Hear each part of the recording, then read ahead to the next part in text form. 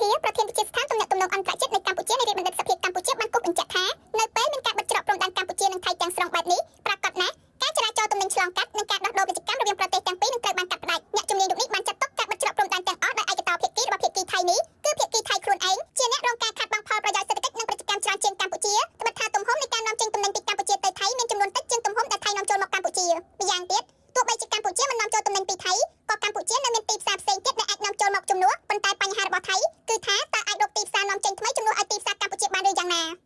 នៅពេលដែលយើងបិទព្រំដែនទាំងស្រុងគឺពិតហើយការចរាចរណ៍ទំនិញក៏ដូចជាមនុស្សគឺអាចទៅរួចទេដូច្នេះសកម្មភាពពាណិជ្ជកម្មក៏ត្រូវបានរំខានក៏ត្រូវបានកាត់ផ្តាច់ដូចគ្នាអញ្ចឹងទេយើងបើយើងពិនិត្យទៅលើជញ្ជីងពាណិជ្ជកម្មខ្ញុំគិតថាសកម្មភាពឯកតោភាគីរបស់ថៃគឺធ្វើឲ្យថៃខ្លួនឯងជាអ្នកខាតពីព្រោះការនាំចេញភាគច្រើនពីថៃហ្នឹងគឺចូលមកកម្ពុជាដែលឡែកការនាំចេញពីកម្ពុជាទៅថៃហ្នឹងគឺមានកម្រិតមួយតិចតួចទេអញ្ចឹងវាបានដូចថាកម្ពុជាជាអ្នកទិញជាអតិថិជនហើយថៃគឺជាអ្នកលក់ដូច្នេះរវាងអ្នកទិញនិងអ្នកលក់មួយណាខាតជាងកម្ពុជាអាចនឹងមិនទិញទំនិញថៃក៏ប៉ុន្តែយើងមានជំរើសផ្សេងទៀតដែលអាចទិញបានយើងអាចទិញទំនិញពីប្រទេសផ្សេងទៀតក្រៅពីប្រទេសថៃក៏ប៉ុន្តែភ្លាមសុទ្ធថាថៃអាចរកទីផ្សារជំនួសឲ្យទីផ្សារដែលនាំចូលមកកម្ពុជាដែរឬយ៉ាងណានោះគឺជាបញ្ហាដូច្នេះបើសួរថាតើមួយណាខាតមួយណាចំណេញយើងគិតថាថៃនឹងខាតច្រើនជាងកម្ពុជាហើយកម្ពុជាក៏មិនប្រកាសថាមិនខាតដែរក៏ប៉ុន្តែ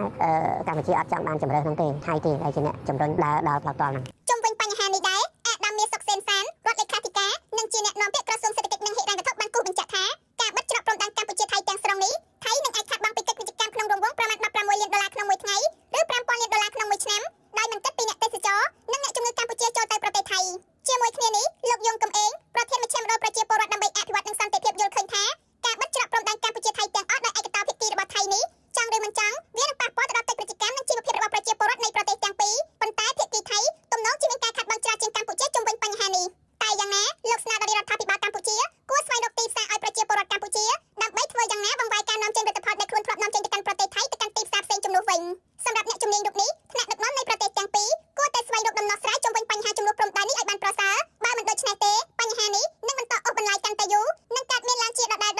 ជាពិសេសដើម្បីកុំឲ្យបញ្ហាចំនួនព្រំដែននេះបង្កផលប៉ះពាល់កាន់តែខ្លាំងដល់កិច្ចពាណិជ្ជកម្មនិងជីវភាពរបស់ប្រជាពលរដ្ឋនៃប្រទេសទាំងពីរតិចហើយច្រើនវាប៉ះពាល់ហើយដល់ការធ្វើពាណិជ្ជកម្មក៏ដូចជាយើងឃើញទំហំសេដ្ឋកិច្ចនោះវាធំដែរណាបាទរវាងប្រទេសទាំងពីរហ្នឹងការទំហំពាណិជ្ជកម្មរហូតដល់$5000 លានអីចឹងដែរអញ្ចឹងផលប៉ះពាល់នោះវាអាចថាធ្វើឲ្យជាប្រវត្តិទាំងសងខាងហ្នឹងគឺបាត់បង់ចំណូលបាត់បង់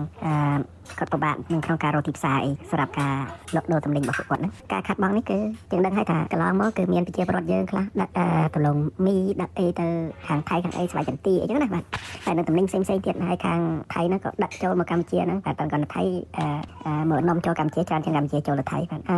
អាចថាយើងគិតអំពីសម្រាប់រយៈពេលវែងតទៅមុខទៀតហើយកុំឲ្យបញ្ហាព្រំដែននេះវាទៅជាបញ្ហាដែលជាឧបសគ្គបាទសម្រាប់ការធ្វើពាណិជ្ជកម្មរបស់ពលរដ្ឋក៏ដូចជាប្រទេសទាំងពីរបាទជាពិសេស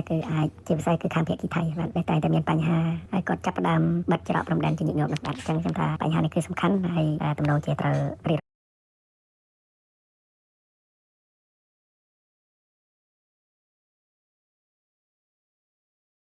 រកមធ្យោបាយដើម្បីធ្វើម៉េចឲ្យមានស្ថិរភាពសន្តិភាពនៅតាមព្រំដែននេះយូរអង្វែងយោងតាម